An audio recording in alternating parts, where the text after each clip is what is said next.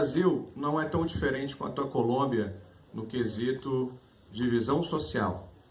Quando falamos então de divisão social, falamos também de divisão de valores. E os valores no mundo estão muito diversificados e dicotômicos, muito separados. Os projetos sociais visam diminuir essas lacunas, ok? E como fazer os projetos sociais desvinculados da parte governamental? Precisamos de coração. Precisamos ainda de pessoas. O bem maior da humanidade continua e sempre será as pessoas.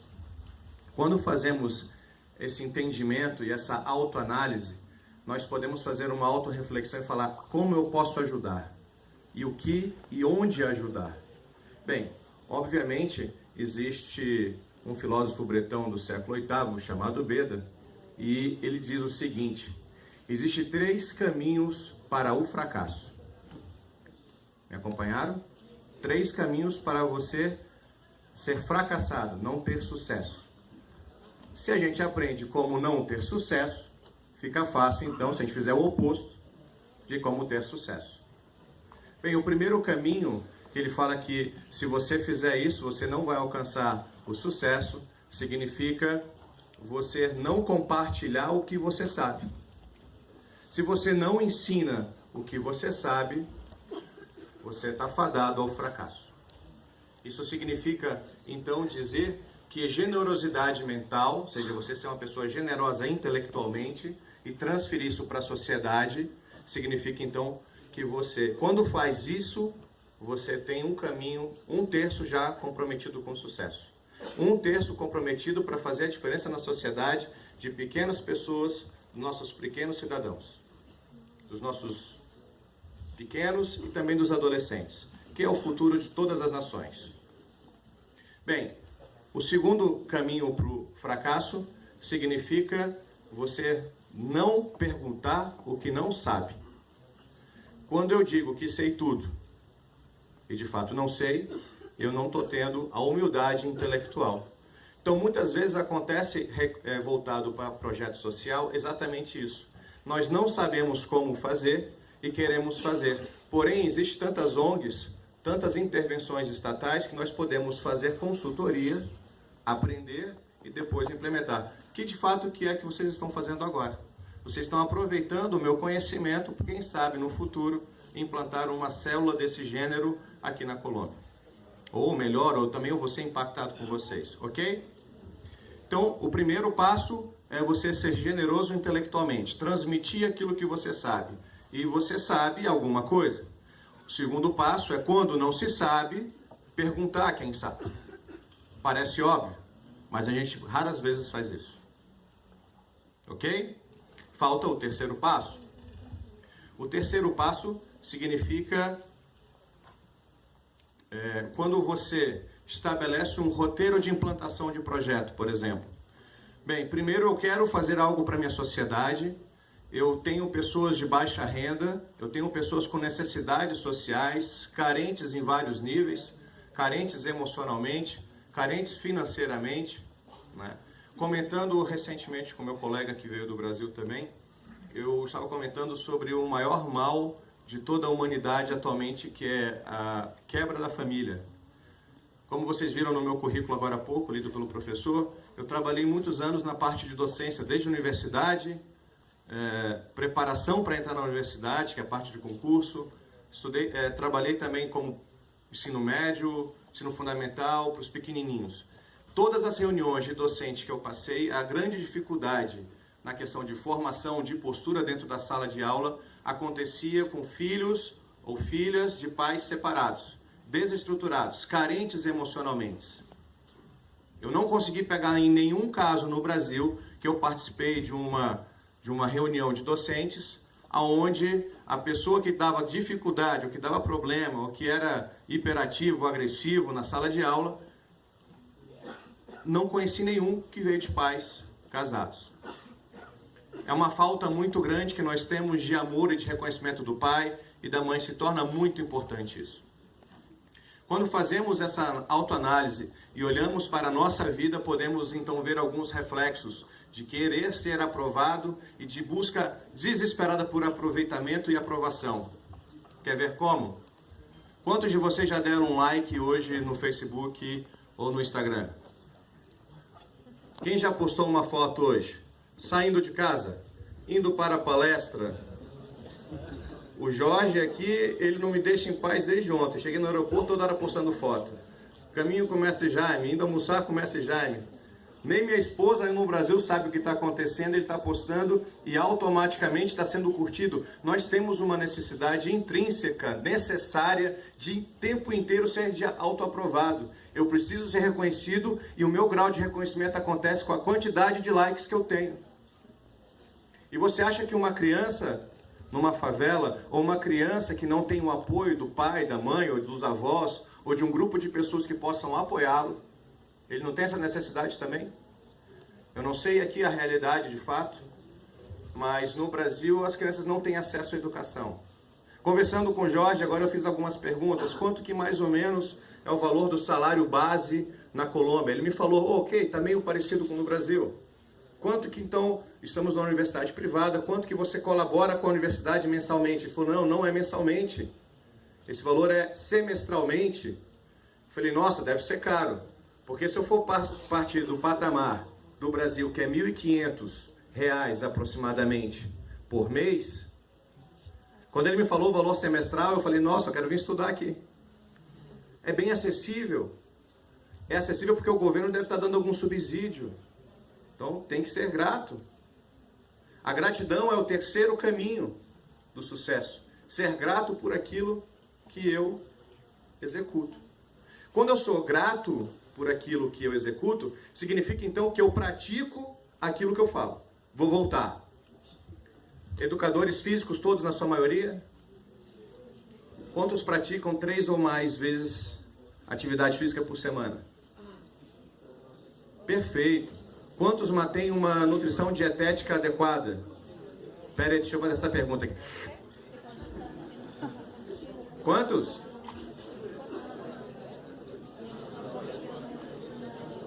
Quantos assistiram às Olimpíadas de Inverno? Espera aí, educador físico significa que você tem conhecimento de várias modalidades, não apenas de uma. A especialidade vem posterior ao grau máximo, né? Lembra, primeiro é o contexto geral e depois a especificidade. O educador físico ele tem que praticar em sua vida aquilo que ele diz. Esse é o terceiro caminho para o sucesso.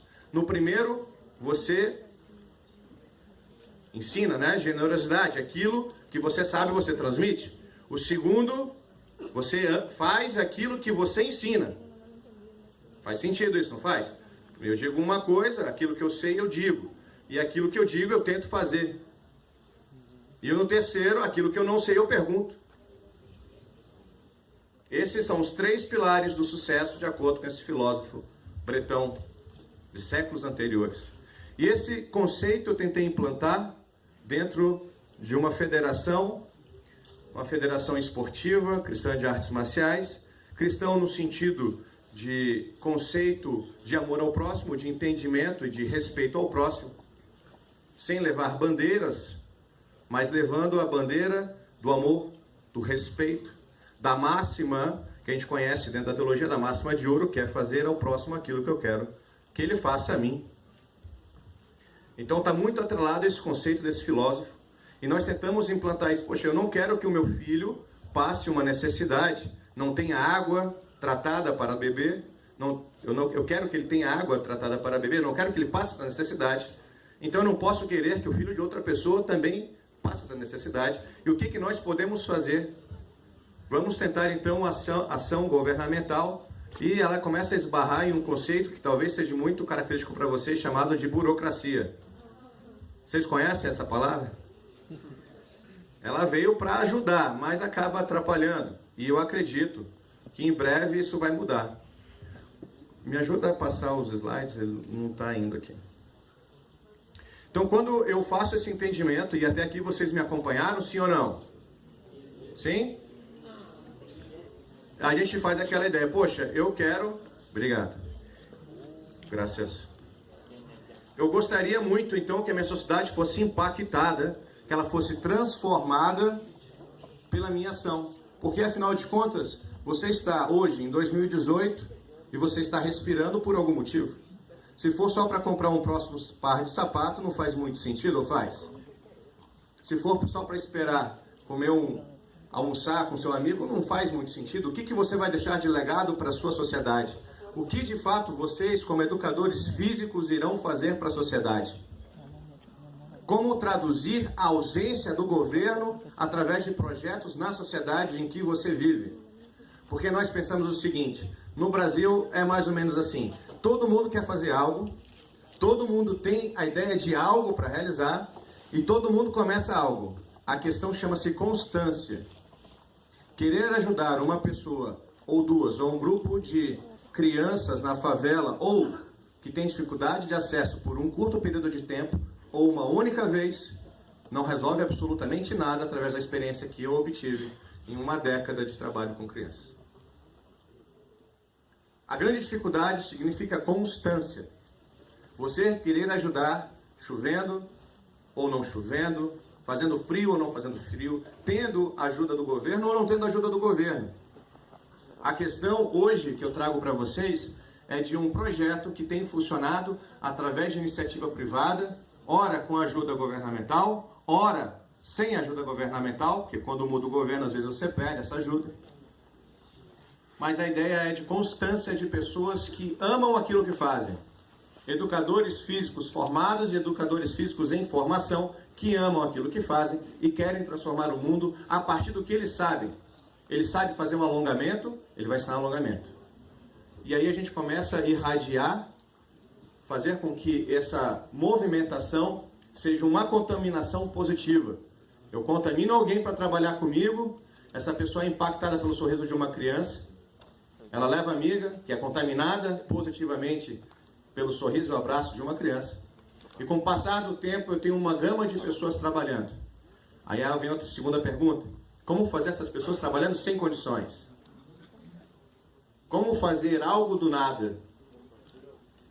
Bem, essa aqui é a logo do Lutadores para a Vida. Como eu estou colocando ali, é um projeto gratuito para crianças. Ela nasceu na nossa escola, Dojo Aliança, que quer dizer aliança do francês, um conjunto, uma aliança, uma formação, um elo. Dojo, a tradução do japonês significa escola. Então, uma escola que une conceitos e agrega fraternidade. O nosso lema é nocauteando, né? De soco mesmo, botar nocaute, as drogas e a pedofilia.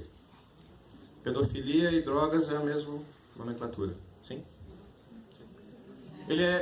A gente trabalha com esportes olímpicos na modalidade de taekwondo, judô, e o jiu-jitsu está entrando como esporte olímpico nos próximos anos, né? Se eu não me engano, em 2020 ele entra como esporte de exibição.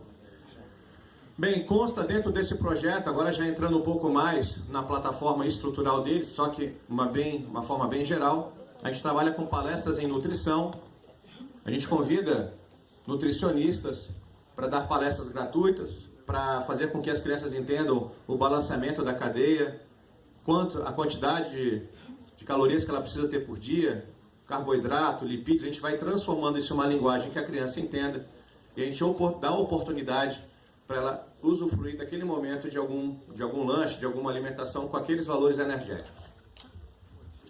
A gente traz palestras sobre saúde bucal, treinamento físico, aliado à psicopedagogia. Por que sempre aliado à psicopedagogia? Como eu estou falando, a gente trabalha com conceitos de pessoas que estão com deficiência emocional.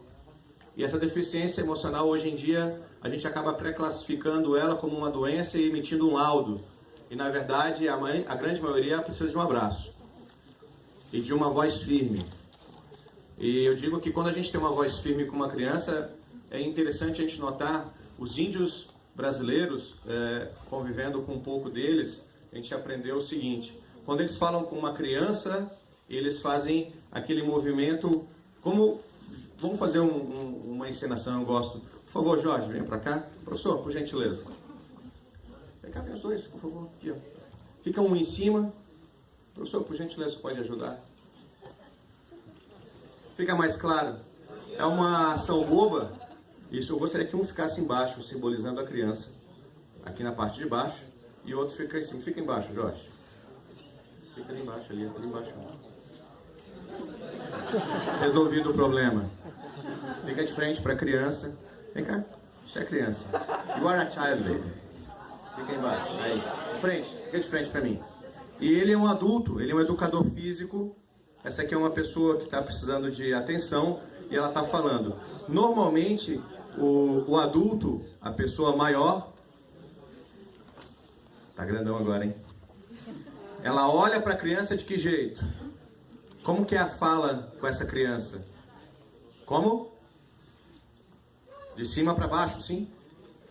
Tem uma distância muito grande entre esses dois olhares. Fica olhando aqui para a pessoa do... Muito grande essa distância.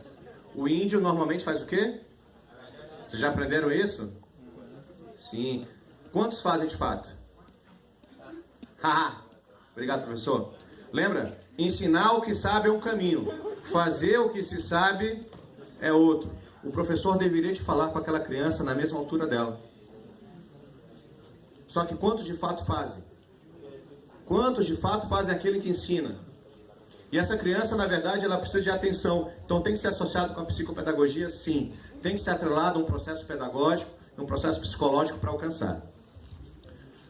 A gente fala com palestras de combate às drogas, direitos contra a violência, abuso, noções de urgência e emergência. A gente traz plataformas de emergência para ensinar os primeiros socorros, porque elas não têm acesso. Bem, eu não sei vocês aqui, se quando nas zonas carentes se é fácil o acesso à urgência e emergência. Se tem alguma plataforma do hospital que leva e busca tranquilamente. Sim ou não? Sim? Lá não tem, lá é muito difícil. Lá você liga e você tem que ter muita sorte deles chegarem a tempo, senão você está morto. Então é importante que as crianças saibam urgência e emergência. E de fato eu tento fazer isso. Minha esposa estava rindo esses dias, eu ensinando os meus dois filhos, um de 4 anos e uma de 10 anos, o Davi Luigi e a Ana Letícia, a saírem de casa, a casa pegue fogo. São coisas que a gente não pensa, mas pode acontecer, e como que uma criança vai fazer isso? Então é esse o conceito que a gente tenta fazer dentro do projeto social. Como que a criança vai acontecer se a mãe desmaiar, se a mãe se queimar, se a mãe tomar um choque, se a gente tenta interferir e dar um poder maior de conforto frente a uma determinada pressão. A gente oferece cursos profissionalizantes. O próprio Hapkido é uma forma de profissionalizar essa criança. Ela pode vir a dar aula no taekwondo, no jiu-jitsu. Ela pode vir a desenvolver a seu lado profissional e depois entrar na faculdade, dar prosseguimento. A gente capacita também, né? Não adianta só dar o peixe, a gente tem que ensinar a pescar também. Então a gente dá o peixe no primeiro momento e logo em seguida a gente vai ensinando ao longo dos anos, fazendo com que esse pequeno adulto se transforme num adulto que vai fazer diferença na sociedade. Fizemos campeonatos e exames. Aqui a gente tem, obviamente, alguns colaboradores e um encarte de jornal que eu coloquei rapidamente. A gente sempre tem a ajuda, inclusive, da identificação visual. Estou falando rápido, dá para me acompanhar? Mais devagar? Ok. Nós sempre contamos, então, com a ajuda da iniciativa privada, desde a alimentação ao transporte, como ao visual. Então, nós tentamos fazer com que a criança ela tenha a condição de ter uma vestimenta limpa, uma vestimenta que lhe traga um certo orgulho de usar. Isso nós encontramos em muitos esportes, né? Quando o jogador de basquete coloca a roupa própria do time, ele se sente mais forte, ele se sente merecedor e participativo daquele grupo. Quando nós colocamos um kimono em um lutador de judô, nós imbuímos ele de autoridade. Ele se sente honrado, ele se sente pronto para a guerra, ele se sente forte. Naquele momento, naquele horário, a roupa é muito importante. Para essas crianças que não têm roupa limpa, que às vezes não têm roupa decente, quando elas ganham uma roupa, uma camiseta, uma camisa, elas se sentem agraciadas. E nós contamos então sempre com a iniciativa privada, ou seja, empresários que custeiam essa parte. Então sim, você vai ter que ir para a rua, e vai ter que contar, bater porta, ir lá em uma empresa. Olha, nós temos um projeto com crianças, pode nos ajudar? Sim, não. Professor, e quantas vezes você ouviu não? O que eu mais ouço é não, tá? Apesar de você estar fazendo algo para a sociedade, a dificuldade que você tem de encontrar um sim é muito grande. A questão é, o não vai me parar? Ou ele vai me impulsionar? O que você vai fazer quando recebe o não da vida? Ele te paralisa ou ele te impulsiona? É isso que você faz. As crianças têm alguma coisa a ver com o não que ela recebe do empresário? O projeto tem que acontecer. Doa quem doer. Aqui eu tenho um exemplo de um trabalho de urgência e emergência com as crianças. Então, nós temos um projeto do governo que é Ação Rápida, chamada SAMU. Aqui também é? Tem também? Ótimo. Então, nós convidamos eles para fazer uma noção básica de urgência e emergência dentro das palestras dos lutadores para a vida. Ok? Trabalhamos então também com a ação dos bombeiros voluntários. Entramos em contato com os bombeiros para eles terem condições de entender como funciona, saber que existe, saber como acionar. As crianças então participam de um dia, usam os carros dos bombeiros. E aí tem um momento, entre toda a ação, tem um momento de alimentação, de nutrir essas crianças. E aí a gente fala, professor, nesses copos, vaso? Sim. Nos copos, então, o que tem ali? Só tem suco? Só tem água? O que tem lá dentro? Suco, limonada, o que mais? Suco, água, limonada. Refrigerante não pode? Gaseosa? Gaseosa pode? Sim ou não? Não pode?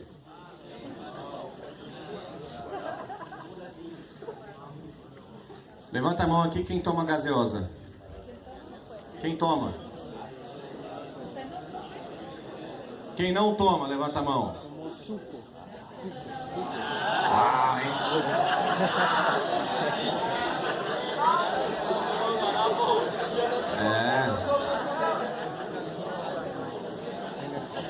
Muito bem.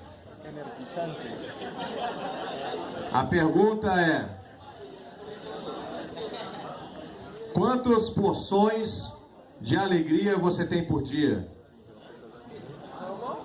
Quantas porções de alegria você tem por dia? Quantos momentos de alegria você tem por dia? Muitos. Exato.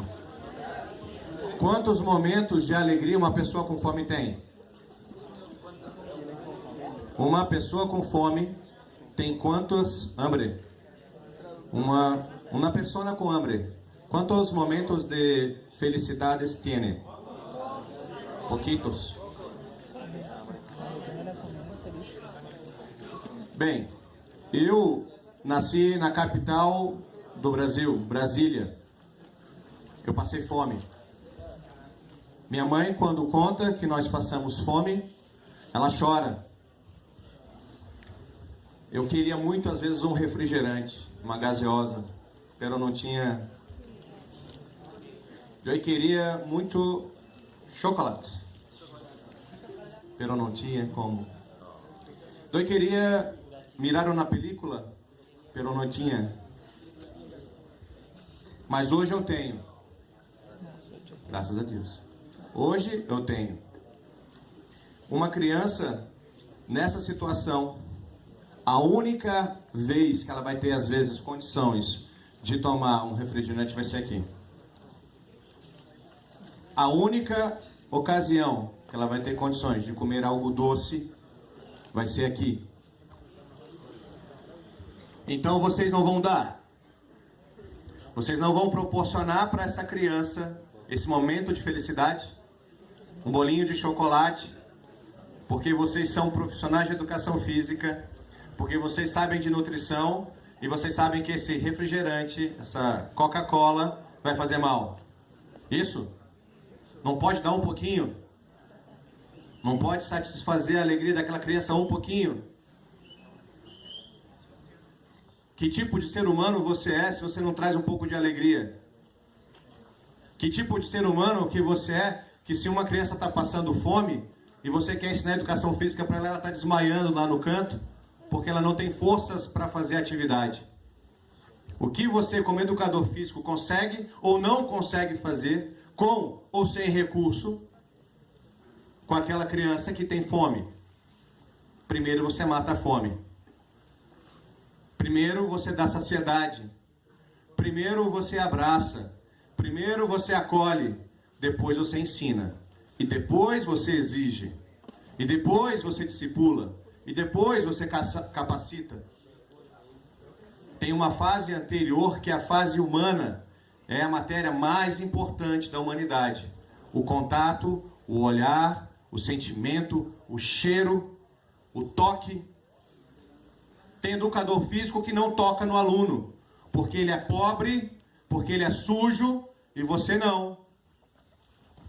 Como fazer isso com o educador? Uma vez que você faz, a gente aprende e começa a ensinar para essa criança o que ela deve ou o que não deve comer. Aí você fala, não toma tanto refrigerante, não toma tanta Coca-Cola. Você já provou? Isso é gostoso, mas não faz bem, porque ela experimentou um pouquinho, controlado. Aí a gente traz um profissional, isso aqui é uma parceira nossa, trabalhou alguns encontros com a gente. Ela é uma nutricionista formada, que acabou cedendo um pouco do recurso dela, um pouco do tempo dela, e trabalhou com essas crianças. Muitas das vezes a gente pega e recolhe as crianças na comunidade, e traz para a nossa escola. Por quê? Tem localidades que não tem acesso. Tem localidades que é muito perigoso. Tem localidades que a parte criminosa é muito intensa. Então nós tiramos aquela pessoa daquele núcleo, levamos para o núcleo que a gente consegue controlar, depois ela volta. E ela fica sedenta pelo próximo encontro. Ela fica ansiosa pelo novo encontro. Momentos de disciplina, de palestras, a gente vai trabalhando. Momento, então, aqui é numa escola, aqui é numa igreja que cedeu espaço. Então, você vai fazer um projeto, você tem que fazer o quê? Ir atrás de locais. Conversa com a universidade, vê se ela tem uma sala que te empresta. Se a universidade não tiver, vai atrás de um colégio. O colégio não tem? Tenta uma igreja. Se a igreja não tem, fala com os bombeiros. Se o bombeiro não tem, faz na praça mesmo. Tenta um local onde ela não vai ter tanta interferência do clima. Porque elas precisam de segurança. Elas não precisam o tempo inteiro. Hoje tem porque tem sol. Semana que vem não tem porque choveu. A gente tem que buscar um local onde a gente consegue fazer acontecer isso. Bem, aqui é uma prática de Muay Thai, ali é uma prática de Taekwondo. Aqui é um momento também onde alguns parceiros doam pães, alguma panaderia doa pão, doa suco, doa café. Momento ao ar livre de recreação, tentando trabalhar um momento de voleibol, um momento de futebol. Consegue passar um pouco de Hapkido. Consegue passar um pouco de jiu-jitsu, traduzir um pouco de valores humanos e dar um pouco de esperança e de crescimento diferente da realidade que eles vivem. Porque muitas vezes eles vão reproduzir aquilo que os pais ensinaram ou que a vida ensinou. Mas será que não existe outras oportunidades? Será que você não pode seguir uma outra linha? E o esporte favorece isso. Nesse caso, como educador físico, vocês podem fazer muita coisa.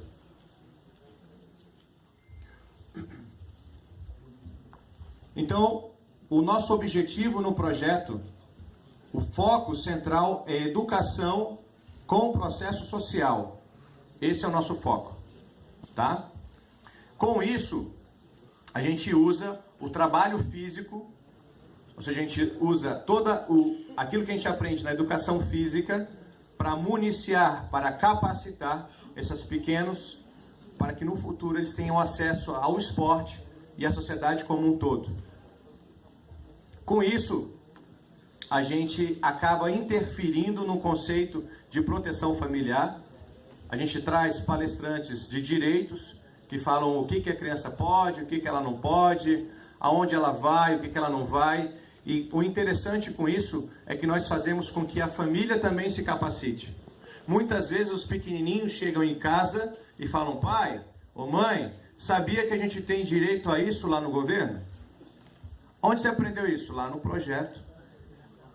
Então você acaba garantindo um direito que está na Constituição do Brasil, no caso, que a criança que levou para os pais que esqueceram ou talvez nunca viram esse direito. Então vocês podem fazer muita coisa com esse projeto. Essa é a estrutura do projeto, como ele tem funcionado, como ele funcionou em alguns anos.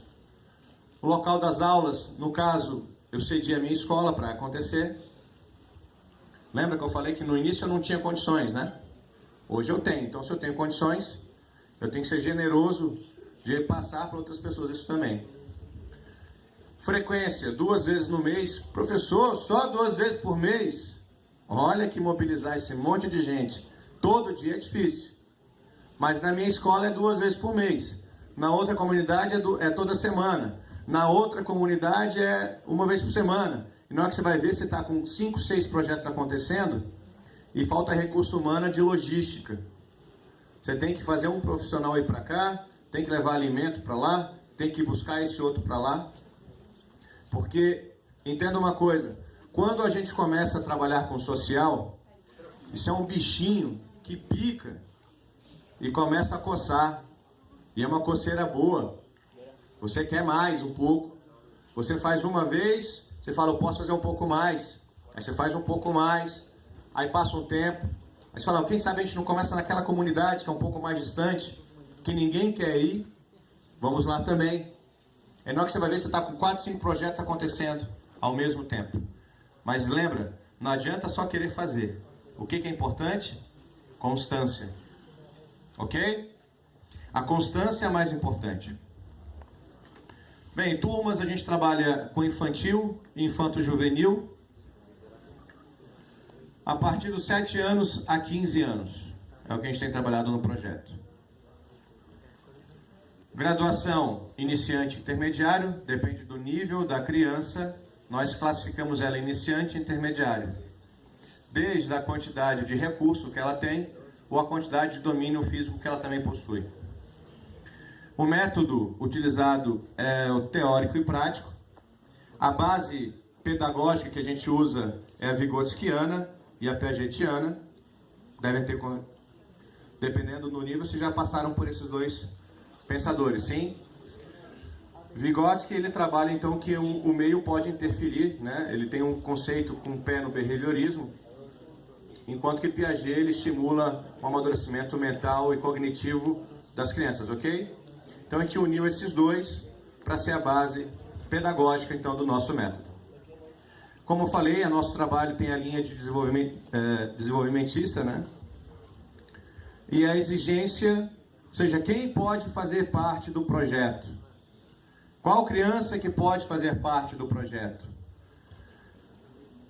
Primeiro, que essas crianças estejam estudando pela faixa etária de 7 a 15, ela tem que estar matriculada em uma escola e ter as vacinas em dia. Pronto, tem isso, ela já pode entrar.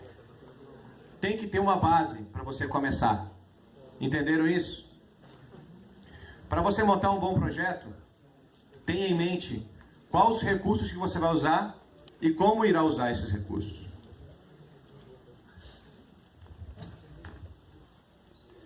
Todos os profissionais que fazem parte do projeto buscam incessantemente a educação através do movimento.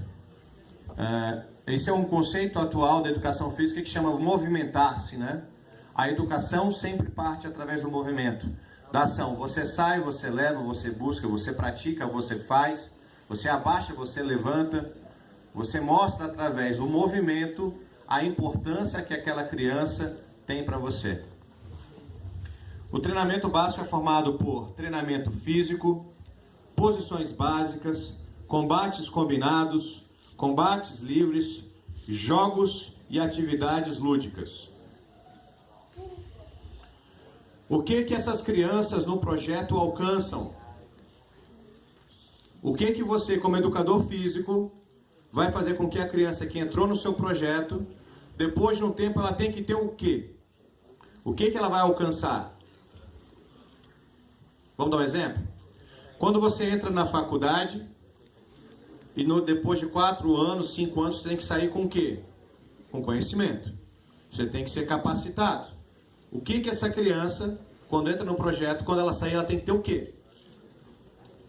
Totalmente trabalhado. Então, vamos ver algumas qualidades que a gente trabalha. Qualidade física. O que eu vou dar para essa criança? O que através do projeto eu vou interferir na sociedade, nas favelas, nas regiões de baixa renda? Como eu vou trabalhar essas crianças? Eu vou dar para elas aumento de agilidade, flexibilidade, equilíbrio, impulsão, coordenação, velocidade, potência, resistência. Tudo isso eu tenho que fazer com que ela adquira durante o processo desse projeto, ok?